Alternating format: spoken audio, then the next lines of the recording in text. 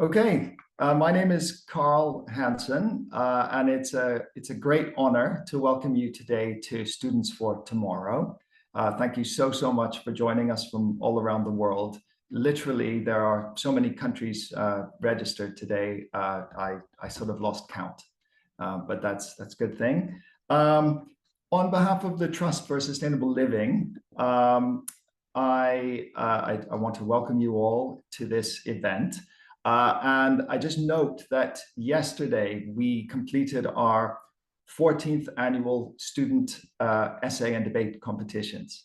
So I imagine some of the students in the audience will be breathing a massive sigh of relief that they're done through that process, starting with their essay writing in September, and then the debates, the international debates. I believe yesterday's and the debates from yesterday and the day before had over 50 countries represented. Kirsty can correct me if I'm wrong there. So it'd be great to welcome you all to this event. So what is the purpose of this event? We at TSL try to help students and teachers to become sustainability innovators. But the main way that we do it, at least thus far, has been in the realm of ideas, essays, debates. And so today is an incredibly exciting opportunity to go a little bit further and try to convert ideas into actions. So we are very blessed to have some of our grand prize essay winners from the last 5 years with us, who are going to be guiding us through the next couple of hours. And we'll be introducing them as we go. But just super briefly, Tolu, maybe you could all just wave. Tolu Ayeni from Nigeria. He's our 2020 winner. Dhruv Bhatt from India, our 2022 winner. Alexander Kamioka, Japan, our 2023 winner, and Naomi Iris Delatre, as of yesterday, our 2024 winner. So welcome all of you. We have some special guests at this event today, from the United Nations Development Program and from the For Tomorrow documentary film. So from the UNDP, we have Gina Lucarelli, who's joining us. She is the team leader of the UNDP Accelerator Labs, which support innovators all around the world in terms of a knowledge network. And she's going to tell us about the work that they do. And we also have a team of people who I believe work for the Accelerator Labs in different countries around the world. I think we have Ramiz Udin from Bangladesh, Shivon Sok from Cambodia, Victor Apollo from Kenya, Igor Izotov from Northern Macedonia, Javier Brolo from Guatemala, Olena Stalnikova from Ukraine, Akinyemi Scott Boyle, and Louisa Mons as well with us today. So they're going to be joining us a bit later in the workshops. And as I mentioned, our other special guests are from the For Tomorrow film. We have An Tran, the director of the film, which came out in 2022. And some of the stars of the film, we have the innovators, Charu Monga from India, Emmanuel Alie Mansaray from Sierra Leone, and Jamila Mammadli from Azerbaijan. So if you could just give a little wave there, the audience can get to know who you are. Right, so could I just ask everybody, in terms of improving our interaction online, could I ask everybody to put their first name to identify yourselves, the country that you're in, and what the organization, if you are representing an organization. I think that will help us as we go through the dialogue. Yes, so I think without further ado, I would now like to move to the next segment of the event, which is going to be moderated by Dhruv Bhatt, who I've already introduced. Dhruv is a young climate activist from India. He won our essay competition in 2022, and that year we were focused on climate justice. And he wrote an incredible essay about not leaving people behind, right, in terms of education and opportunity. And Dhruv is going to be in dialogue with An Tran, the director of the film. So over to you guys. Thank you so much, Karl. Hello, everyone. Again, I'm Dhruv Bhatt, a climate justice and child rights activist from Uttarakhand in India. I'm so pleased today to introduce to all of you someone who truly exemplifies the transformative power of media, An Tran. An is based in both Vietnam and Los Angeles in the US, and is particularly focused on amplifying the voices of independent filmmakers in the global south through her creative films. One of her creative films that we're going to watch later today, For Tomorrow, made in collaboration with the UNDP and with the incredible support of Mrs. Gina Lucarelli, who we learned about before, showcases the stories of everyday heroes, grassroots innovators from all around the world. And I'm so honored to ask you to share a little bit about the film, as well as some short clips featuring the dedicated heroes that we have in the room today. And on that note, I would like to highlight that An's dedication towards this project in directing this film completely remotely based in Vietnam during the pandemic. So we have a really wonderful, dedicated, and inspiring team with us today. So I'll stop here. Why not hear from An herself? Hi, thank you so much, Drew, for that introduction. I want to thank Karl and Kirsty from the Trust for Sustainable Living for bringing us all together. It's wonderful to see all these faces all over the world. And this is the first time that we're going to have our participants from the film, Emmanuel, Jamila, and Charu together online. So that's very exciting. I just want to quickly say thanks to all the students for being here. Thank you for your ideas, your debates, your time and dedication into just what's been leading up to today. We need your voices, we need your ideas, we need you to keep doing what you're doing. And I just want all of you to continue to be fearless, to look at your local community, and to do what you can to make it the world that you want for all of us. So thank you so much for having me here. I guess we can just go right into some clips that we've prepared, and maybe I'll say a little bit after each clip. Is that okay?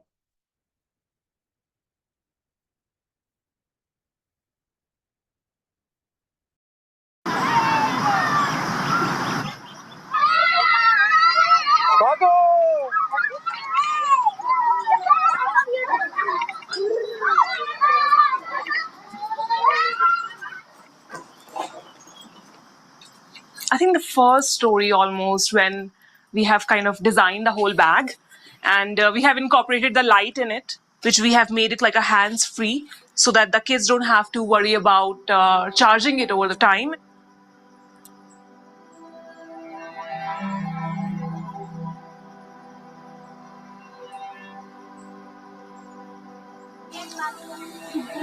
I give them actually a small idea booklet, the mechanical tools. So some kits we have designed, some kits we got from certain people.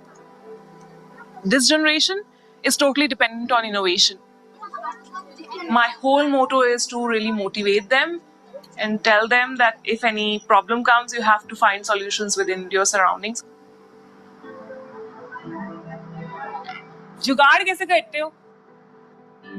Idea सोचने हैं, ठीक है? Even जुगाड़ के बारे में सोचना है, कोई प्रॉब्लम हो आसपास, आपके घर पे कुछ, आपके सिस्टर ब्रदर को कुछ चाहिए, या आपके स्कूल में आपके टीचर्स को कुछ जल्दी से, अगर बारिश हो जाती है बहुत ज्यादा, ठीक है, तो पानी भर जाता है हर जगह. I feel they have a lot of interesting ideas. They impact me a lot because sometimes my brain is biased. Like I see a particular thing in a certain way. But they were like, hey, oh, this can also happen in another manner. I was like, yeah, you're right. इसमें हमने board बनाई, हम ये table का लकड़ी उखाड़ा type, ma'am उसको हमने चप्पू बनाया और मैम तैरते गेट तक पहुंचे। तो ये इसमें बैठा कौन हुआ है? मैम आप हो? Okay, very nice.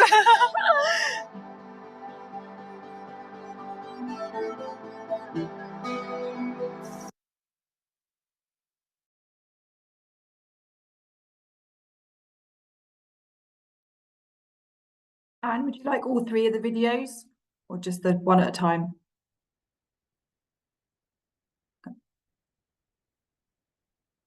Sorry. Sure, we can just do all three. Thank you.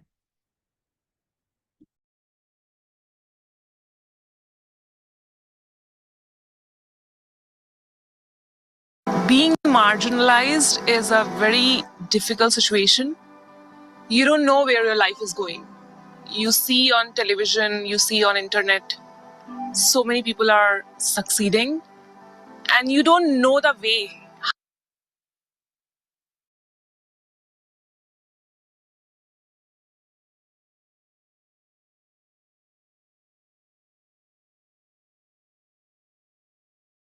Stare at me for long time, really long time. So it wasn't scary for me, I have to admit. Yes, my life is normal for me, but it is abnormal for many people. If you don't see around it, you don't normalize it. Like wheelchair users can use metro. So my friend came to me and said, we should use it and make it like common sense. And it just came to me, why not the filming it?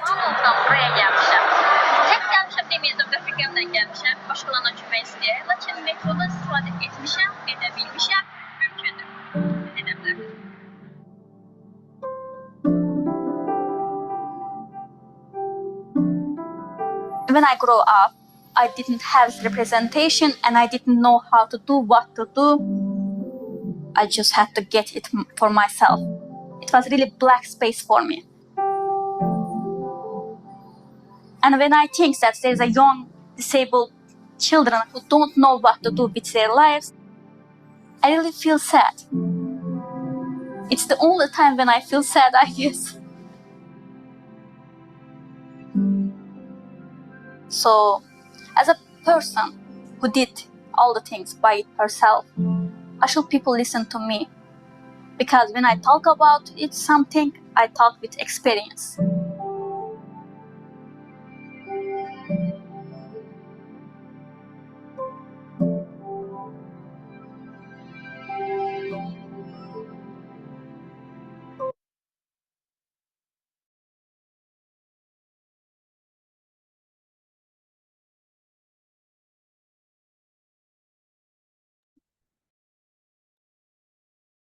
Is there one more clip with Emmanuel?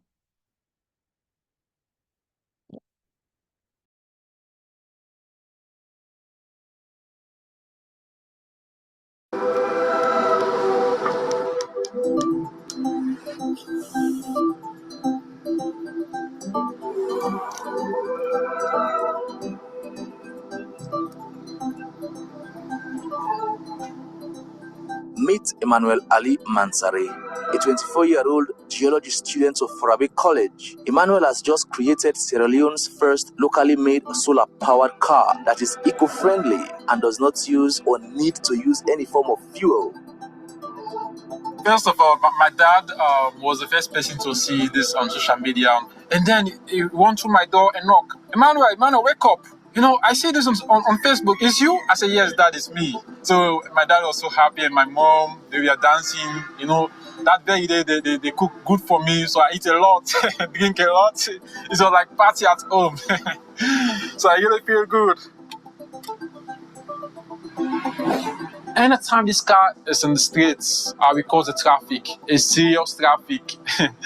People we stop their car, you know, we want to see this car, people shouting, even the bike riders, you know, like the motor riders, they will be behind me, you know, like escort me like a president. And I was like, you know, people, you know, accept what I'm doing. So I have this kind of joy. I feel good because people accept what I do for them. Well, we made it, Sierra Leone, grey, white, and blue.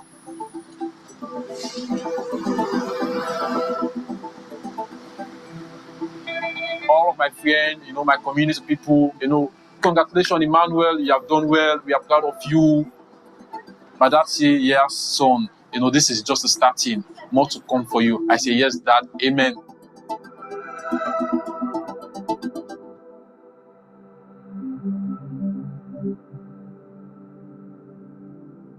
Then I start the GoFundMe campaign. My target was $10,000, and what I've earned is something like $700. Sometimes I feel discouraged, like asking myself, like people don't trust me, people don't like what I'm doing. So this keeps me so sad. It keeps me so sad. Because you have this vision, you have this passion to help people, and then you see your product not scaling up. It's so painful.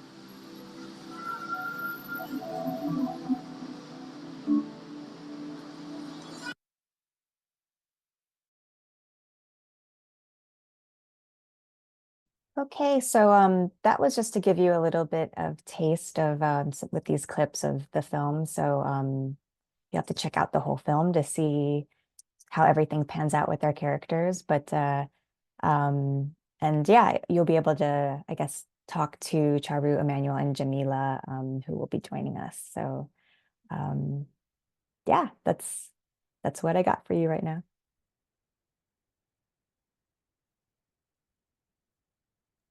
Thank you so much, An. And now I'd like to return the mic back to Karl to take us through towards the next steps.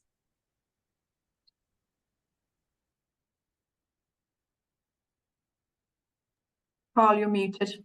Sorry, it would help if I unmuted myself. Yes, so good. So thank you very much, Drew. Thank you very much, Anne, for sharing those incredible clips. And now we have the exciting panel discussion, which will be co-moderated by Alex Kamioka from Japan and Naomi Iris Delotre from the Philippines, in the company of three of our grassroots innovators. I hope, if they've managed to join us, for despite the various internet challenges that the world is having today. Yes, so over to you, Alex and Naomi, and also Gina and the innovators. Hello, everyone. Thank you all so much for joining us today. We've just watched some truly inspiring clips from the documentary, and I think these really highlight the profound stories of both the innovators as well as the power that these innovations have to create change. That's right. It is truly intriguing to learn more about these grassroots innovators and how they began their journeys or what challenges they face. We are really delighted to have you all, Charu, Jamila, and Gina, for being here with us today. Before we start this discussion, we would just like to mention that all participants are free to ask their questions for the panel in the chat box, and me and Naomi will be reading those questions for our 10-minute Q&A session later on. So we'll have a 35-minute panel discussion, and then later on we'll have a 10-minute Q&A session. Yes, so without further ado, we are honored to have such distinguished experts with us today. So let's start our discussion. For all our panels, can you please introduce yourselves for our audiences and tell us a little bit about your experiences and journey as innovators?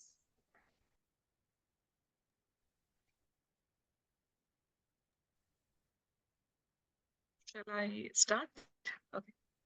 Hi, I'm Charu. Nice to meet all of you, and thank you, Anne, and Gina for inviting me for this session.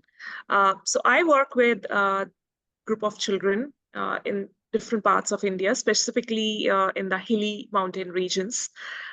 So we work with them closely in terms of inculcating knowledge of emerging technologies, which they can use to really bring different changes in their own communities and their own environments. I'm an educator also parallelly, but yeah, my passion to work with the young ones really drive me and gives me a lot of satisfaction. Thanks.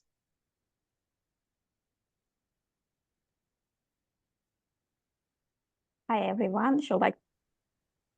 Okay, my name is Jamila. I am from Azerbaijan. Thank you for having me. It's really great honor to be with such a young and inspiring minds and people and share my story experience. Well, actually, I don't like to call my innovation as innovation because it's more was like a call to action. Someone who works in ad community knows what that means. It means something to call, the call to action. And what I did is just to take a video and a call to action to our government and our society on whole to make our metro station, public transportation more accessible for people with disabilities and other socially vulnerable groups. I am really happy to say that it worked for once, I guess. And right now we are doing some changes and it's still on the going process, of course. But I'm really happy with the result back then, and today states that we are still moving on.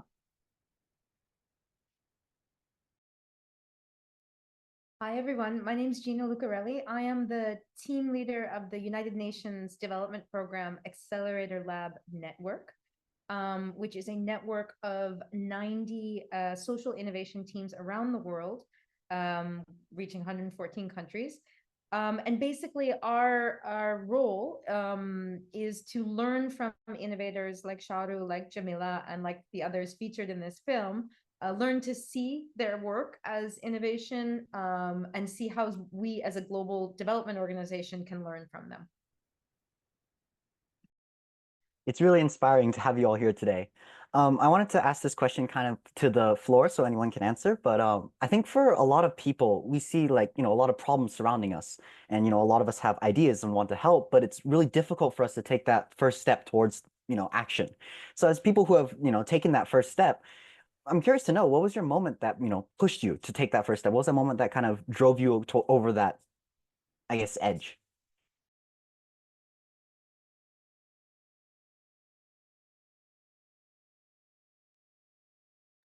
Okay, I can maybe answer. I got posted in, northeastern part of India a decade ago, almost now. And I started traveling basically and started meeting a lot of young minds, a lot of young children. And I saw like there are a lot of things which they are not aware about, a lot of tech, a lot of ideas they have, but they don't have any kind of support in terms of how to really think about the problems which they have in their communities and their village. So slowly, I started taking those workshops, and I found that it was a surprising element that it's working, and it's different kind of stories started coming up. Like one of the story was when the rainy season comes. So the course of the rivers basically changes every year. So even if they make a bridge, another year, that main bridge won't work. They have to make another bridge. And, so shifting of the river course is happening, was quite a big problem and big challenge for them. And then with that kind of problem statement coming from the children, the young minds, they designed something. They said, okay, let me figure it out how to solve it. And the Jugnu lab in bag, which we designed together with the little ones, is not just, I have designed it, but it's a part of everybody's emotions. So somebody said, 4 o'clock, it's totally dark. I want a light. So they started adding light in it. So slowly, with small points, it started developing, the solution started developing. So it was like a community effort, community of young children, their effort, which led to something useful for their own journey when they were traveling to school. So that was kind of very interesting point, that something which I started just as a workshop thing, which became really helpful for those younger minds who are totally deprived of any connection with the technology and any connection with different things which supposed to be available to them. So that was something which inspired me to do more and more. Yeah.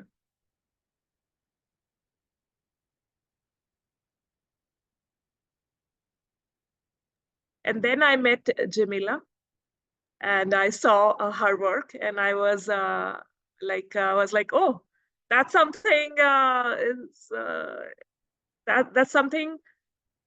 that's something major, which creates a question like, if you are part of the community, if you're part of the society, you can really inspire people, really do something which you believe on. I think Jamila can add more on it. Yeah. Thank you very much. Actually, I'm really honored. And for me, my part, it's really simple. I was the part of the community that needs that change, so it was kind of obvious, but not so for many people and for many years, because Azerbaijan metro started in 67. It's kind of back then, and until now, there wasn't any accessibility. So, but when I shoot that video, I didn't have in my mind that I will change that much. As you mentioned before, people kind of not sure what they can do, how they can do. So when I shoot the video, I was just wanted to use the metro and shout out that I am using the metro. It's the cheaper, it's the most convenient way of transportation, and kind of call everyone to use it. So in my videos, there was not any complaints or any kind of finding mistakes or something. It's just simply indicating that I want to do something, and kind of people listen to me. And after that, it's shared in thousands of people and get many, many likes and comments on it. And it's kind of give me an idea to work with Metro, and they reach out to me. But when it started, it wasn't that all sunshines and rainbows. Even in my family, everybody says that, oh, you can't change that, because it was really long issue. So, but I have to say that I have kind of bookworm mentality, imaginative. So when everyone around me says, you can't change, and it's really old problem, it's not up to you, you are not strong, you don't have tools for that. But I just believe I can do that. Why not? So I continued. I didn't discourage by comments from others, even by government or entities.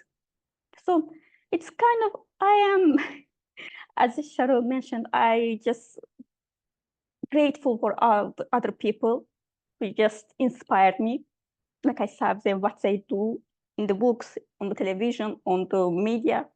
And after that, I'm kind of grateful to my stubbornness, I guess. Just didn't let down myself. So we are here. If I could interrupt, I'm sorry, I was a little confused, everyone. It's 5:30 in the morning here, but I just want to say a little bit more about the clips. And also Emmanuel has joined us. So, one of the things we wanted to show in the film is that innovation is everywhere and that we're all innovators. And so when we were casting it and we were looking at everyone that's in the film, we wanted to show different ways of innovating. So Emmanuel is kind of more of an engineering with, making a solar car from trash, and Charu is bringing just like, inspiration and like, empowering kids with like the science kits in the lab in the bag. And Jamila was about using her voice. And so there's many different ways of innovating. And also to just think about that, especially with Charu's stories, like we're all innovators. We don't need to wait till we grow up to become one.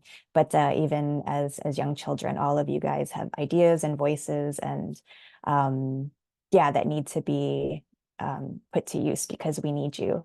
It was all very interesting to get all these different people and to show just different places around the world what people are doing. And so for that, maybe Emmanuel can tell us a little bit about himself and being an innovator. Thank you. Hello, good afternoon here in Freetown. I am happy to be here and get to see you all. It's been a hectic day and hectic week for me, but I'm good. Yes, when I was a child, I have this curiosity in me, and then I always want to solve problems within my community. So, and then I'm so lucky, and I live in a community full of electronic waste, and we are not used for them. So, as a young innovator within my community, and we were having some major challenges just after the 11-year civil war in Sierra Leone, and most of the development we are destroyed, and there was no electricity within the capital, Freetown. So as a young kid going to school, and there was no light for us to study during the night, and people were using kerosene lamp to study. And it's very, very dangerous for people to use kerosene lamp. The poisonous fume from this kerosene lamp, we emit them, and it's very dangerous for our health. So I thought it fit to change the narrative and to bring technology to solve our own problem for ourselves. So then I decided to design a generator called the Galileo generator by then, because Galileo, the scientist, the Italian scientist, was my favorite. So I named the generator Galileo generator. So we are using that generator to study during the night, play radio, and charge other devices. So since then, when I was a kid, I was so excited to bring change in my community. Just imagine at the age of 10, and I've started creating impact within my community and start to design a technology, which I use that technology to solve my own problem. So after graduating to secondary school, and I never knew I was a change maker. I never knew I had the potential to solve problems, because I was so involved in so many things. I was playing football, do whatever things I was doing, but I never knew I was a change maker. So there is an organization called Science Resources Africa. They came into our school and invited us to participate in the science fair. So the announcement was made within the science classes. So then I said, let me give myself a try, because I was this kind of person that I always wanted to involve in doing something. I want to expose. So I gave it a try. And so I would say Science Resources Africa helped me to identify my talents. So by then, I present my Galileo generator, and we came first. So that is how I get the exposure. So I start knowing that, I am gifted with something to solve pressing problems within my community. So in the early 2018, I designed a solar tricycle for persons living with disability. Just like I mentioned, just after the 11-year civil war in Sierra Leone, a lot of bad things were happening. People were amputated, and we have so many physical challenged people here in Freetown. So what I did, I designed a solar tricycle for these people, because they were using that of their pets, using their hand for them to gain movement. So when I saw the problem, I saw this is very challenging for them. Just imagine someone traveling like 10 kilometers away. It's been so hard for them. So then I think of the idea, but the parts they are not available in Freetown, unless I have to order them. But I don't have the money to do this. And by then I was around 17 years of age. So what I did was I met people around, big people who can support, but they don't believe in our dream, especially we living in Africa. Like, you better find something to do else. You better concentrate on your education. And creativity in this part of the world is not active. So a lot of negative comments, all these things, but I never changed my narrative. I always I need to solve this problem for the people, no matter the challenge, no matter the constraint. So what I did was to move around, trying to get all electronic waste and use local material and design the solar tricycle for the person living with disability. So it worked perfect. And I donated that tricycle to someone, a friend of mine who was going through the challenge. I donated the tricycle to the person, and the person was so active.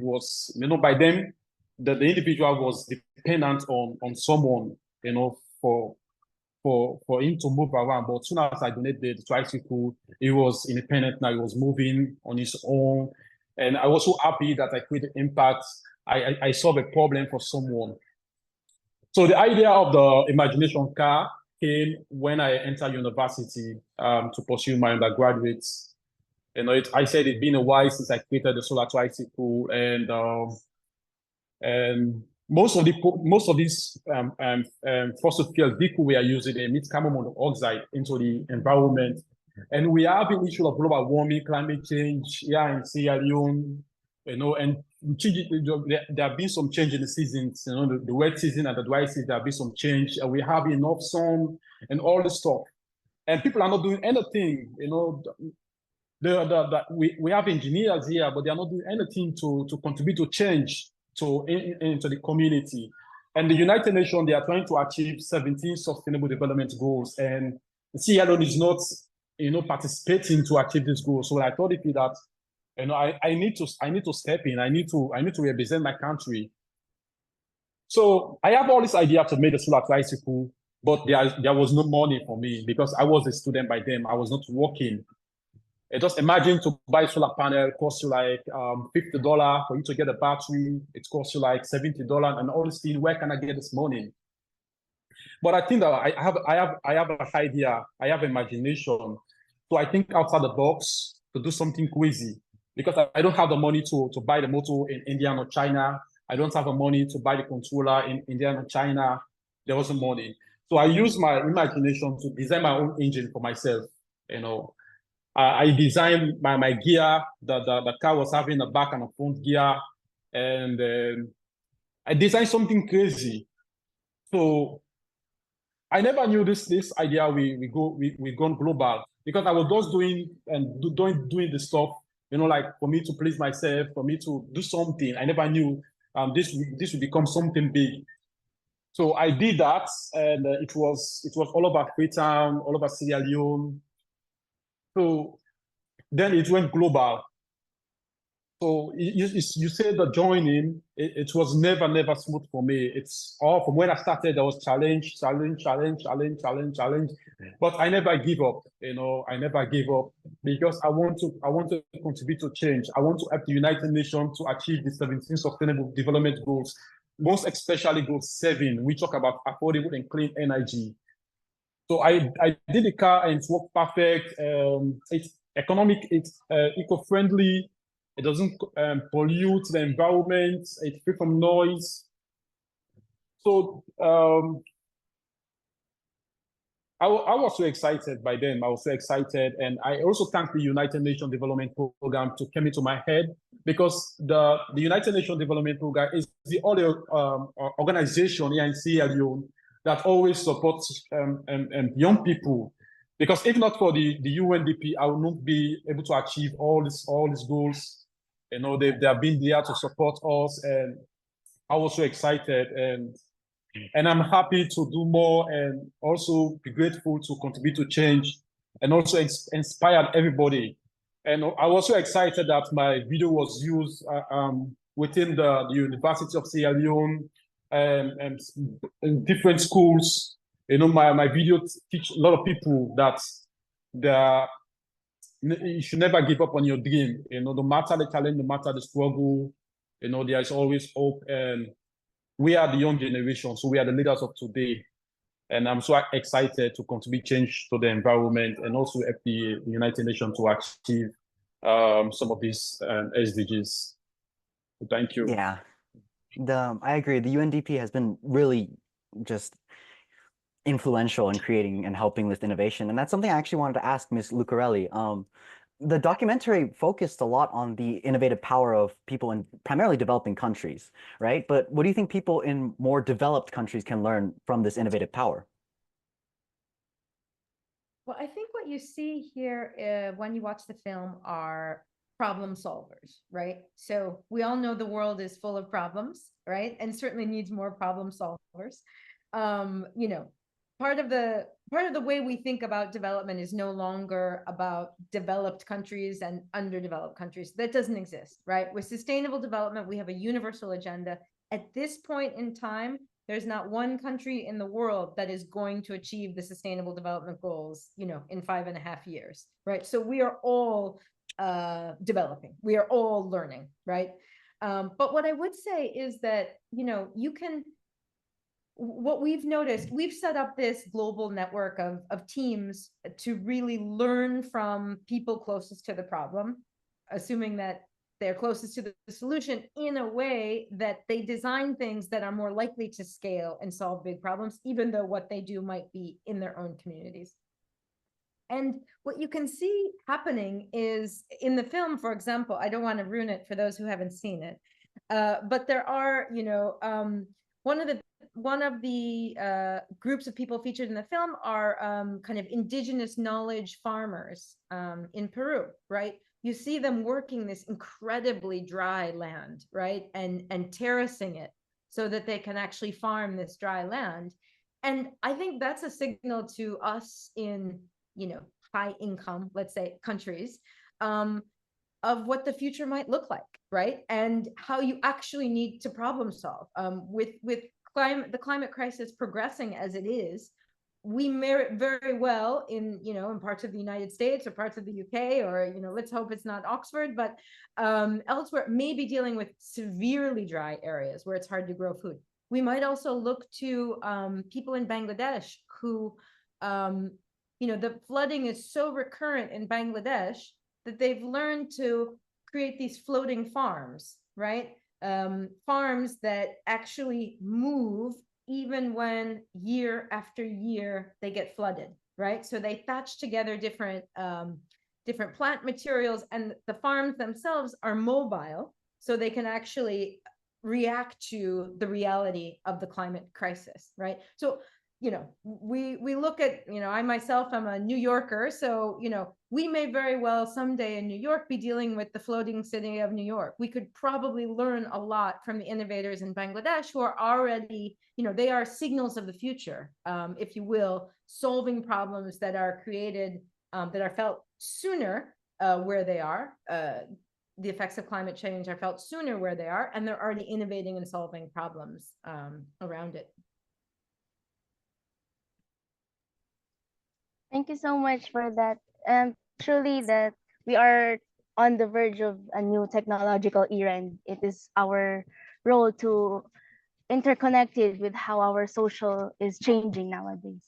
And speaking of challenges, I want to ask Charu, like, as an educator, there are challenges and obstacles for educators that they are easily tired of handling students and such. How can you encourage teachers and other educators to continue innovating new ways without having to overcome or overexert themselves as they also interact with children? And yeah, thank you so much, Naomi, for your beautiful question. So till now, the kind of teachers I met, they became teachers because they feel good with younger minds. They wanted to contribute something to when they are around a certain group of people, certain group of children. And for any teacher, the inspiring point comes when the students also give back something to the teacher. When we learn, when we teach, when a teacher teaches to a group of students, it's always like one-way communication. You are giving it.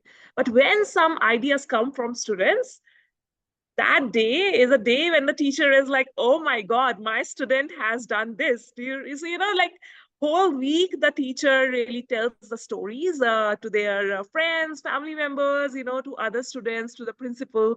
So I feel for any teacher, it's very important to curate, what they like, what kind of inspiration they want to give it to their group of students who they are working with, as well as curate a small idea book or idea kit, which can inspire kind of students to showcase their ideas, so that two-way communication can be expanded, and we both feel inspired by each other. Another point I want to add, like many teachers I have many teachers I have met, they have, very naughty stories about their students. And kind of think how to deal with this student, he or she just does, really kind of stresses me out and all. But, when a student performs something very nice or something, perform or, give something back to the teacher or kind of inspire other students, other peers who are studying with them, or save someone, for example, from bullying or any kind of thing, right? So teacher feels very good and very inspiring. So I think for the teachers, it's very important to curate their own creative, space where they can incorporate more of their own tools, their own ideas, and one by one can share it with the larger group of their classes. So I feel that's how it is. Yeah. I think that's very well said.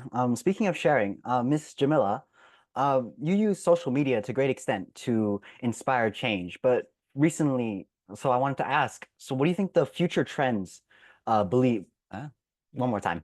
What kind of future trends of social media and tech do you believe will change the creation of social and cultural change? So for example, recently we've kind of seen the explosion of short form content in like TikTok and Instagram Reels. So do you believe, what kinds of other changes do you predict or what do you see? Yes, it's a great question because it's kind of my thing, using social media for reaching out people. For an extent, I have seen many countries, even in my country, social media can be used even reach for justice or get something from the government or other entities, and even reach more people and I know do things, literally doing things. So in an extent, I think in the near future, social media will be more powerful than today's speech or kind of things, more political things, in my opinion. And today's social media stars or influencer, what you can, I don't know what you call them, but they will be more powerful, maybe some of them literal stars or movie stars right now. And in that extent, I believe more people with great mind and great ambitions should use social media to reach more people, not only by just 10 seconds dance videos or and other things that entertaining, of course, but also more educating and shareable. Because in my instance, my video got viral not just because I talked about the issue itself. There was many videos about it. Someone called spoke about the issue and even gave some solutions. But my video got viral because I was kind of carefree, I guess, on social media level, carefree, and kind of it scratched some places that they didn't like it. Or maybe I was too carefree for them because most of the comments were about that, why she's so happy, why she's so smiling, I don't know why she's doing that move. So it is the kind of engagement I get at like 40 or even 60%. So when we think about social media, we only think about that we should get positive feedbacks and positive engagement when we talk about serious issues. But in my experience, it is not the case. Even when you get negative and even mocking response, it's still a response, and it still shows that people care about you and what you share. So you should continue to share. And I think it's really discouraging for young people, especially someone who really wants to change the world, when they share something, I don't know, more valuable for them or for others and the community, they get discouraged easily that it's not getting the engagement they want, like more empowering, more daring. But I think we have to learn that even when we get negative feedbacks and negative interactions, it's still an interaction and it's still a powerful tool to use. So I think if we accept that and move on that direction, we will achieve more goals by using social media, even on really big issues like social environment or disability rights or other things, even SDGs. Well said, thank you. I'm being told that we are almost out of time for the panel discussion, so we'll be opening up to the Q&A now from the audience. I think we'll just probably read them out just one by one. So I'll scroll back to the top. Let's see. We have one from Dhruv, our very own Dhruv. When we think about democratizing innovation, does it mean absorbing these ideas into more mainstream efforts by the government, or perhaps working alongside governments and other organizations doing different things towards the same goal? Maybe I'll jump in there on that one also, because I do need to jump off right at the hour. My apologies for that. Just to say, I mean, I think the first thing I think about when we think about democratizing innovation is getting away from, there's two ideas you want to move away from, right? The idea that only big businesses, Google and Apple and Silicon Valley are the ones who are innovating, right? That businesses innovate, and they have the research and development capabilities, and they're the ones who are inventing new things, right? We need to get away from that idea. And in fact, we work with Professor Eric von Hippel, for example, at MIT, whose whole life's work is about undoing that assumption that businesses innovate and customers take it or leave it, right? Democratizing innovation in the first sense is recognizing people like Emmanuel and Jamila and Charu who are just solving problems, not necessarily because they want to start a business out of it. Maybe they do, maybe they don't, but they're just solving problems, right?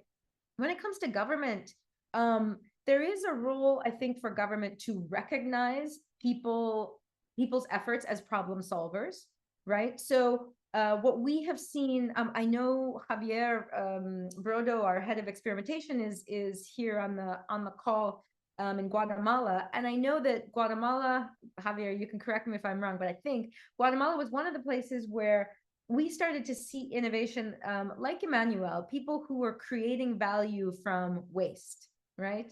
And what we did in a few different places in Guatemala and Ghana and Ethiopia was actually have the municipal government recognize those people as performing a critical function in the waste management system, right? So part of it is helping governments learn to see this kind of innovation.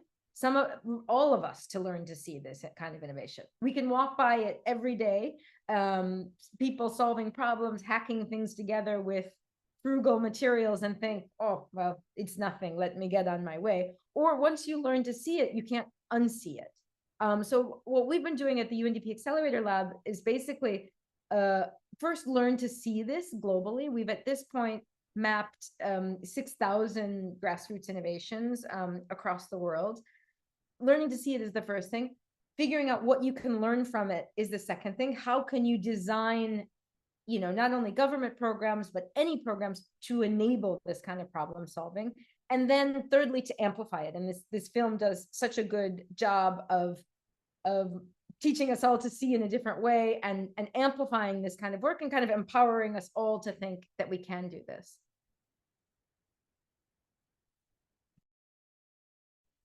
Thank you so much. And in relation to the previous question, I'll ask Asha's question. How can you leverage your inspiring stories to make people in power or authority, those who actually decide in a macro level, to listen and act?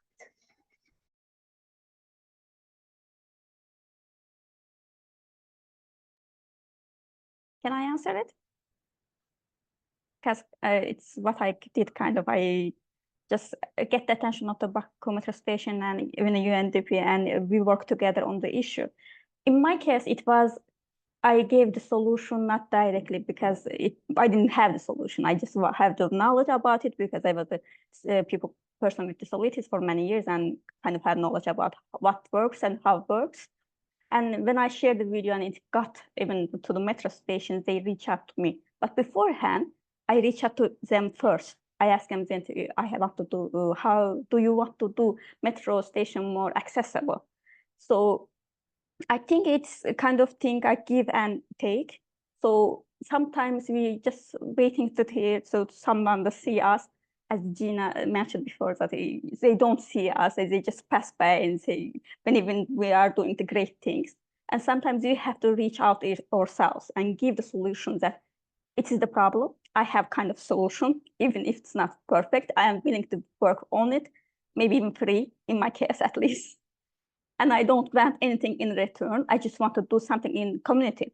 And another thing is, I think it's still working if you can give them something. It doesn't have to be monetary thing, like you can give them that it's the my project, and after that you will gain that much money or something. And it can be also the recognition. Like you can say that it's the problem. If you solve that, everybody will know that someone didn't solve the problem. Like in my case, in metro station, kind of started the accessibility thing in Azerbaijan. After that, even reach out to bus stations. It's Baku bus, I guess, in English. So they teach their knowledge. They learn working with me how to make it more accessible, and they teach them. So it's like they are right now. It's the passing point, the knowledge of how to make public transportation more accessible. So in short, it's kind of give and take. If you want to reach more people. Sorry, thank you, Ms. Jamila. I wanted to ask a question from Terry. He asks, so speaking of innovation, or not innovation, sorry, empowerment, he asks, what empowers you to do your work?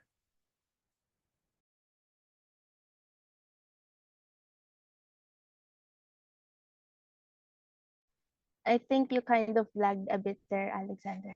Oh, really? I'm so sorry. Yeah. Terry asks, what empowers you to do your work?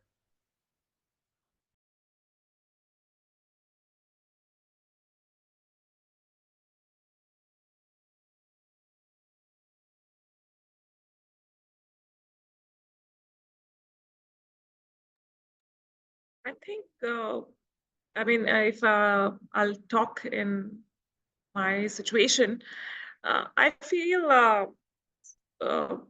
as you grow, you feel much more satisfied and, like happy not by money, not by,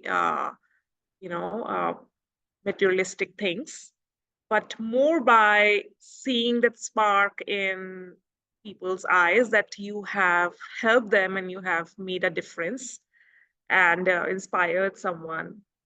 So yeah, I think I do work because of, or still I'm kind of going to different spaces and meeting a lot of children and telling them about how to innovate for their own community, how to solve problems in their own community. Just because of this, there is nothing nobody can change if this whole thing, because I have experienced that empathy, I have experienced that care and trueness in a very pure manner. I think that's the thing for me. Thank you. Yeah, I really think something non-tangible is a lot more empowering, a lot more inspiring. Right now, I think we're run out of time for Q&A, so I think we'll be turning it back to Mr. Hansen for the workshops. Thank you. Thank you so much to all of our amazing panelists for sharing your amazing insights and inspirations. And thanks to Alex and Naomi for doing such a brilliant job guiding us through this right now. Tough stuff, actually. Big thoughts, but you did a brilliant job. So great. And I know, Gina, you have to go. So thank you so much for joining us. And I look forward to welcoming the other people from the UNDP Accelerator Labs team in the workshops. Okay, great. Thank you. Okay, so it's my duty now just to quickly run through the format for the workshops. Kirsty is going to put us into 3 different groups. But let me just give a few little workshop ground rules to everybody. So as I said, we have 3 workshops, and our wonderful student leaders, Alex, Naomi, and Dhruv with Tolu are going to be facilitating. Each will be leading one of the 3 workshops. We will also have some of the UNDP country labs experts joining us as well. And we have tried to distribute you all sort of relatively evenly through the workshops. Yes, so each group, we'd like to identify a representative to report back at the end. So the challenge is to try to pick up some highlights, 2 minutes worth of highlights from your discussions. We're going to be first looking at how do we identify challenges to work on, i.e. how can we identify and prioritize them. Then we're going to be looking at solutions, how can we develop sustainability solutions? And finally, how can we make it all happen? How can we get our solutions adopted? So it's amazing to have Jamila, Charu, and Emmanuel with us, who have very much already, done that, and they can hopefully help guide us. Yes, and as An said, innovation isn't only scientific and technological. It comes in all forms. It's social as well, and it's all of these other things that we do. So with those little introductory words, I'll just ask Kirsty if we might be ready to start the workshops now. Yeah, I'm just getting ready to send everyone into their breakout rooms. Okay. All right, so please join.